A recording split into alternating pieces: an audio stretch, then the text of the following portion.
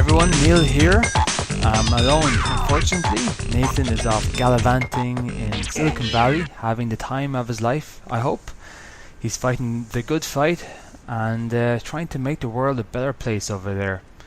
Nathan, you're deeply missed. Hope you're having a good time.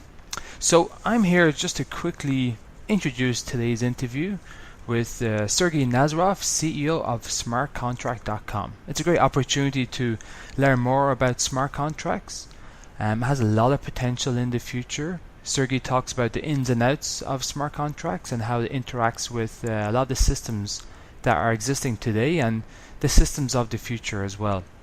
And one interesting point that I thought he made was how smart contracts are a real big opportunity for countries in emerging markets.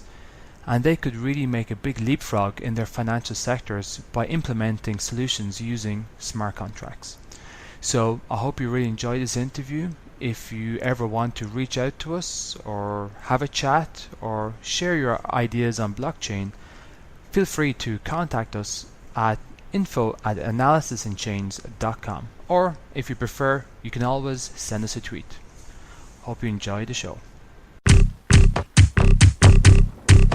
Now it's time for an Analysis in Chains exclusive interview.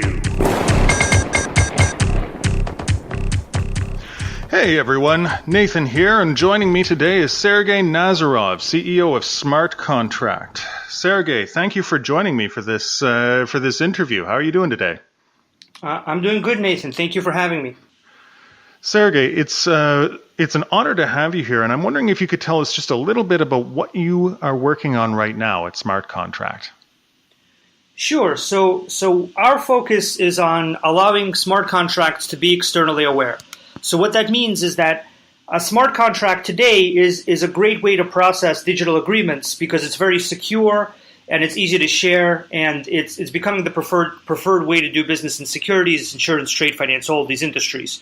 But the one problem that you do gain from this decentralized approach to digital agreements is that the smart contract isn't able to talk to data feeds. So a smart contract on its own, out of the box, can't talk to data feeds about price, about Internet of Things data, about GPS for shipments, about any data. It also can't send payment commands to other systems like bank systems. And what's really needed, in our opinion, is what's called blockchain middleware. So blockchain middleware will allow a smart contract to securely take in data, so it can act on that data as a trigger, and it'll also allow it to generate payment messages that can be executed in various payment systems where the end user actually has an account. So whether that's the banking system or PayPal or any other number of payment methods. And the real goal of our company is to make this highly secure blockchain middleware, because we feel once developers can access all of these external APIs, all of these data feeds, and all of these payment output mechanisms, it's going to greatly accelerate what they can build beyond tokens, right? So the ability to move tokens around is a native functionality of a smart contract network like Ethereum. But the ability to act on an external data point and then send a payment in whatever format you'd like is not. And we feel that that's really keeping people from going into making contracts that mimic and eventually replace real financial agreements that do rely on data and do pay in the format, in whatever format you'd like.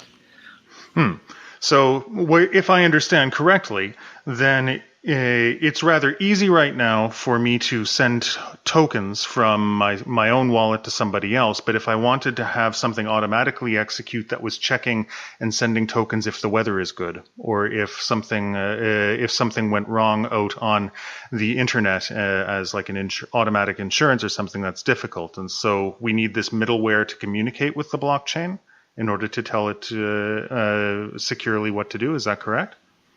Yes, that's right. That's the problem we're solving, in that in these smart contract networks, none of the parties that arrive at consensus about transaction data are designated to input external data. And even if they were, it wouldn't really work because they might have different inputs.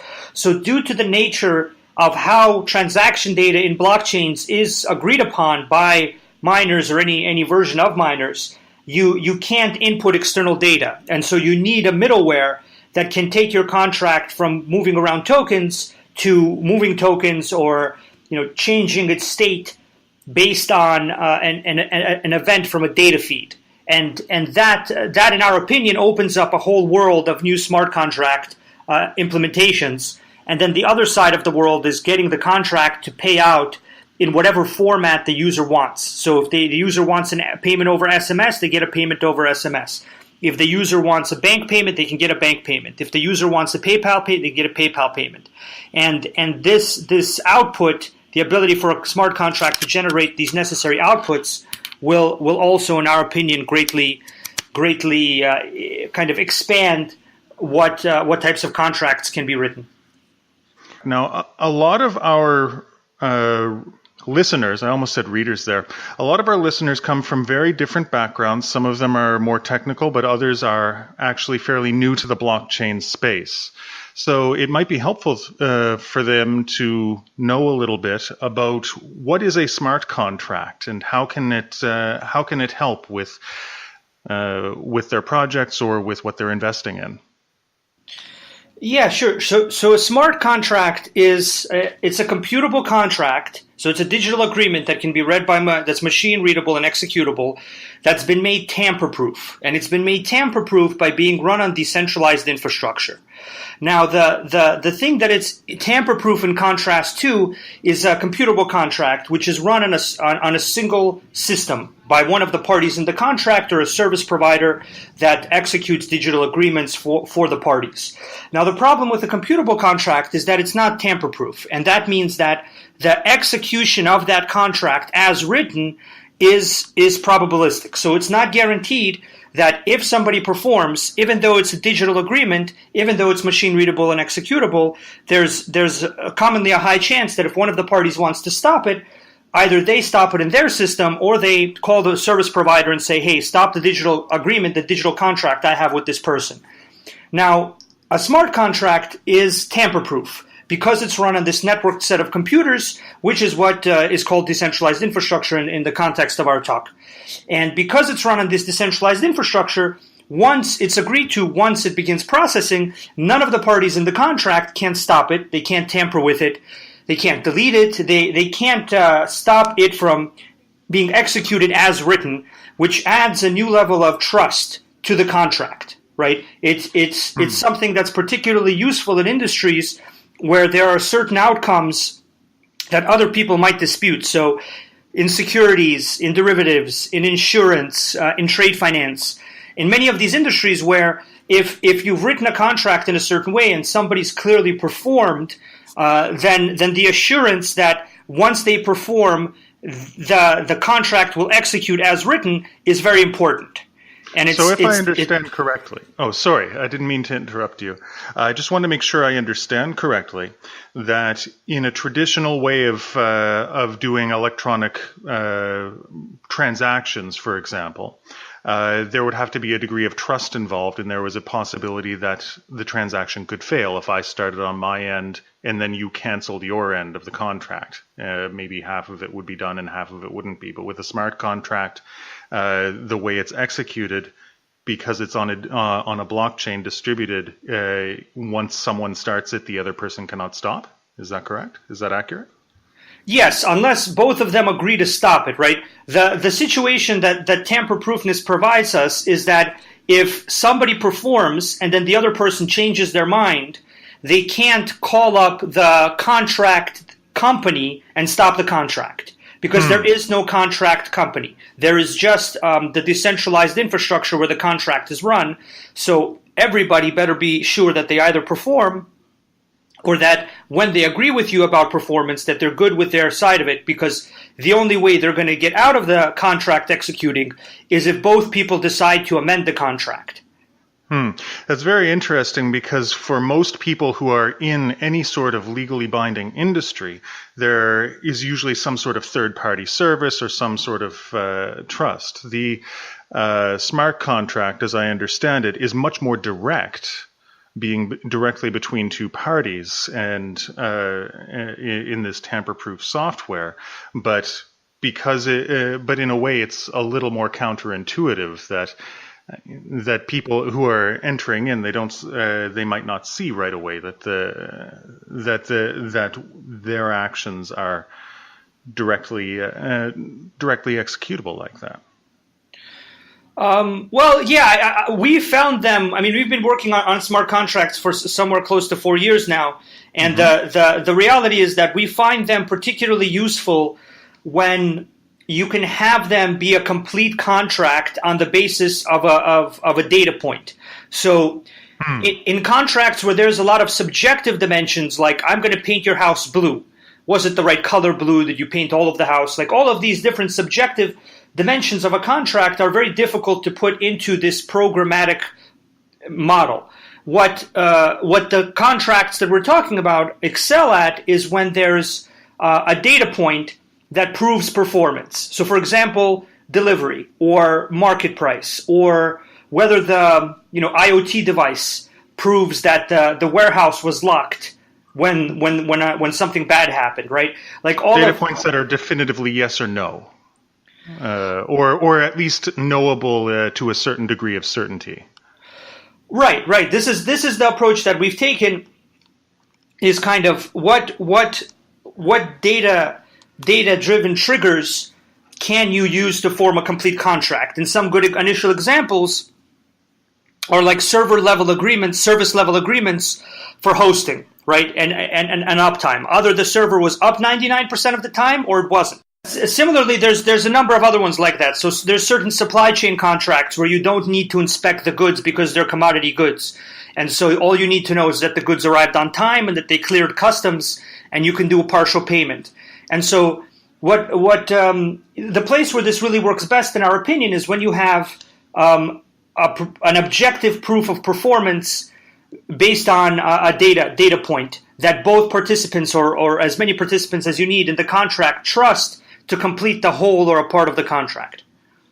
So who have been the early adopters then? Would it be clients that have these data points like supply chain and delivery companies, or banks, interbank transfers? As you think about it, you would think it's the places with the most inefficiencies and the oldest processes and stuff like that because they have the most to gain. But in our experience, those places usually take much longer because you actually have to explain two dimensions of this to them. The first dimension is that you want digital contracts at all, and then the dimension that a smart contract is a better form of a digital agreement, right? Now, the industries that are adopting this quicker are industries like derivatives and certain types of new insurance, because many of those financial contracts are already using digital state, right? They're already financial agreements in digital form, and so the only leap those industries really need to make is they need to go from using this type of digital agreement to this type of to the new type of digital agreement that's more secure, which is a much easier leap. And so it's really industries where there's data, where there's complexity, and where there's already digital forms of digital agreement. So things like derivatives, remittances is a common example. Industries where there's not too many parties, there's digital state, and there's data to prove performance. So those are the ones that I think will adopt this sooner. Absolutely. How are you finding it from a regulations perspective? I mean, these types of industries that you're mentioning are generally industries that have a lot of legal requirements, that find themselves with a lot of regulations to go around. Are they accepting that these smart contracts are equivalent to their old way of doing things? So on a technical level, the consensus in these industries is pretty much has been reached that they're superior, and that there's something you're going to want to do for security, for the sake of being able to share data internally and across market participants, and because generally speaking, they reduce a lot of inefficiencies, which is important in industries where you have low margins and you're compelled to cut costs. Now, on the technology side, it's basically accepted as the superior approach at this point by the people towards the top at almost every industry we've talked to.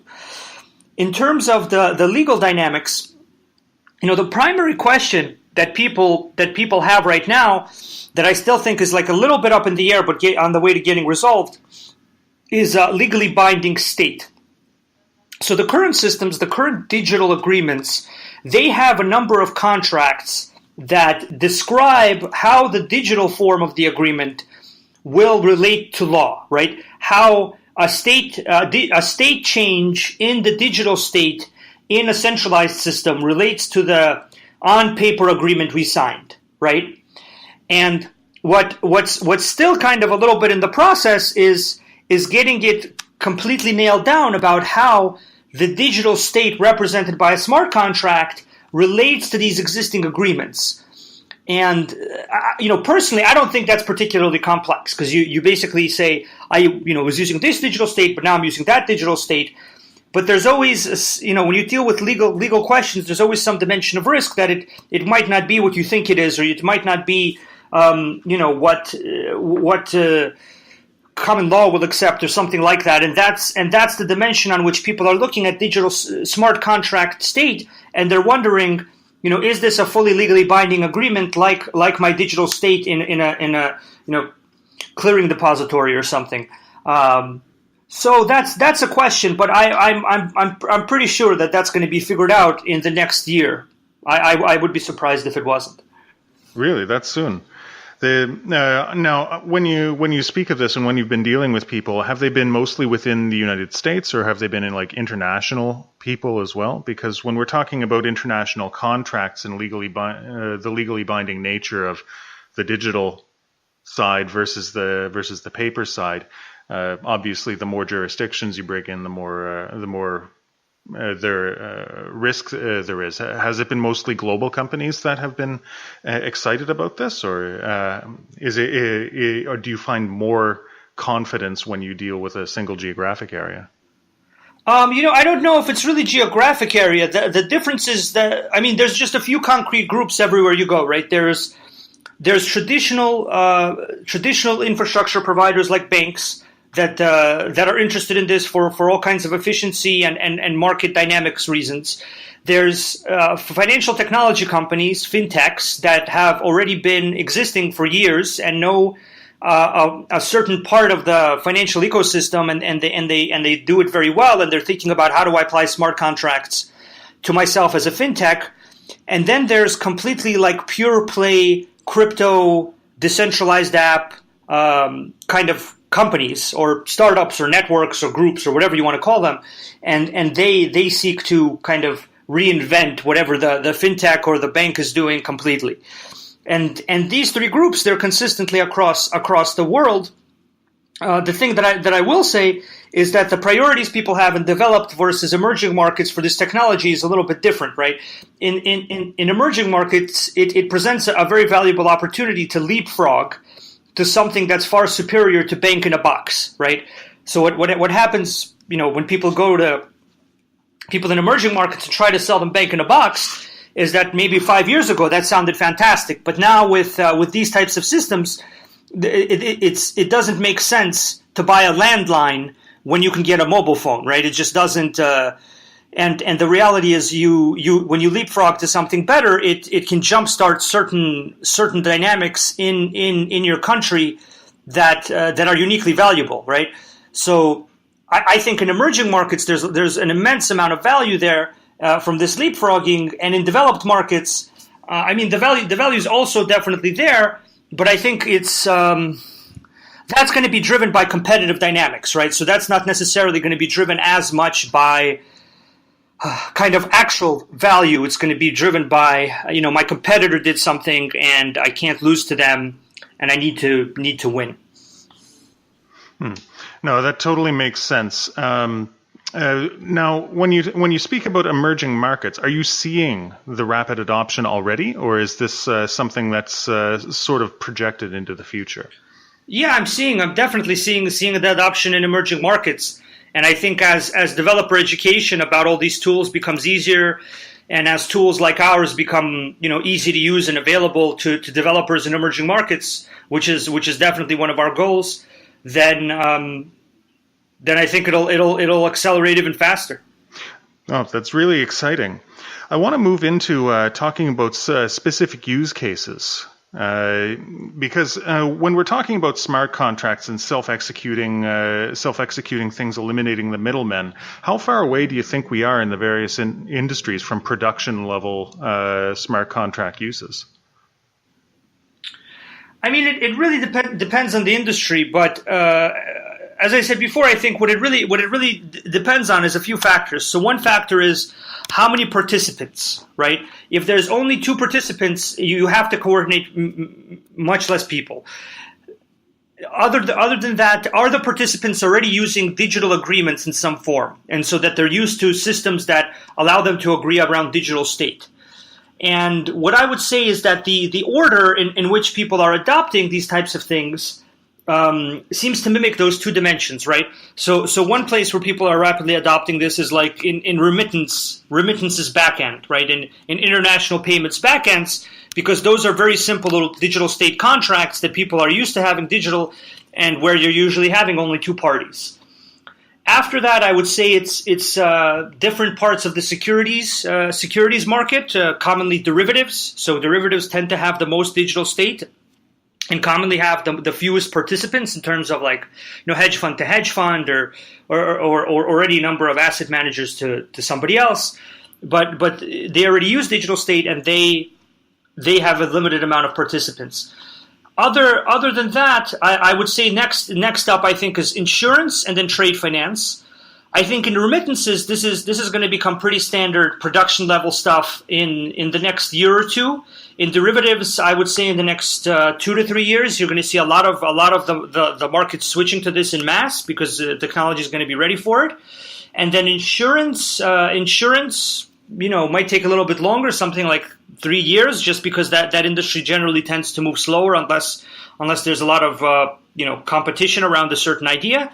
And then trade finance has the most participants, right? So trade finance commonly has 5 or 6 parties, distinct parties with their own rights and their own kind of ideas about the contract in any trade finance contract. And that industry is not fully in a state where digital agreements are ubiquitous yet. So that trade finance, I think, will take a bit longer, something closer to 4, maybe 5 years. We're seeing a lot of excitement around supply chain management as well. I'm wondering if you've seen or have any insight on when smart contracts and would be of use in supply chain for provenance checking, for supply chain mapping. Do you think it might be mostly just hype at this point, or do you think that we're going to see some pilots and breakthroughs in the future? I mean, I don't think it's hype. I think it has immense potential. Mm-hmm. But the issue with supply chain is that you need to get a lot of parties connected to the same system, right? So you need to do what's called network orchestration. You need to convince this supplier, that supplier, the ERP system, the recipient, the shipping company, all these people in every step of the supply chain. You need to get them set up on your system or the system you want them to use. And then the second you add a new supplier, you need to set up with their ERP and their consignment or warehouse or whatever, and any number of other things. So I think it has immense potential, and it has fantastic use cases for eliminating fraud. But it's one of those things where there's gonna need to be an entity that coordinates all of these participants. And what you would want to avoid is having 1,000 different blockchains for 1,000 different suppliers. What you would want is like the chain for coconut oil from the Philippines or something, and all the suppliers from that region use this chain. But as you can imagine, getting all those people to coordinate is not easy, especially if they're not used to using these types of systems. No, absolutely. A lot of the challenge again is dealing with developing economies who are usually primary in the supply chain, and they would have, although they'd be leapfrogging technology, a lot of these things may not even come from areas where they have access to the connectivity that they would need to run it. So probably you're right, maybe a few years out.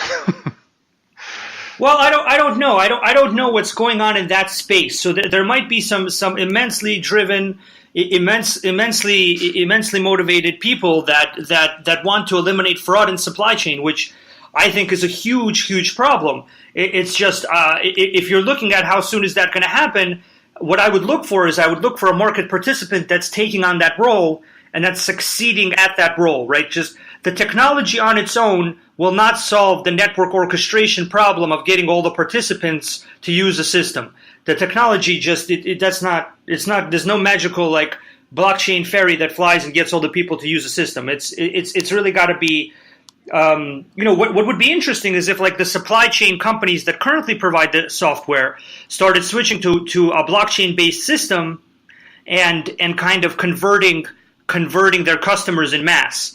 That I think is a realistic path in the near term, but I like I said, I don't know their plans. That's fair enough. Sergey, as we wrap up the show, I want to ask, what can you tell us about what Smart Contract has planned going forward? What do we expect to see out of Smart Contract in the near future? Yeah, sure. I mean, we focus on basically smart contracts that are externally aware. So we focus on allowing smart contracts to talk to data feeds and payment methods like Swift or PayPal or any number of other payment mechanisms. And our focus is on making it so that smart contract developers can build smart contracts that are able to talk to external resources. Because otherwise it's difficult to build a contract that can rely on data or can send payments in the form that a user wants to receive. And so I think what you can expect from us is, we have this software that does that very well, and we're going to keep building it, and we're going to have developers be able to benefit from being able to connect their contracts to various resources. And our hope is that'll allow them to create contracts that are more interesting as far as they don't just move tokens. They're able to ingest a data feed. They're able to act on that data feed, and then they're able to make a payments output in whatever form of payment the end user of the contract would like to receive. And so that's kind of what we're working towards. Well, it sounds very exciting, and I wish you the best of luck. And thank you very much for taking the time and coming on the show. Yeah. Thank you, Nathan. Thank you for listening to this Analysis in Chains exclusive interview.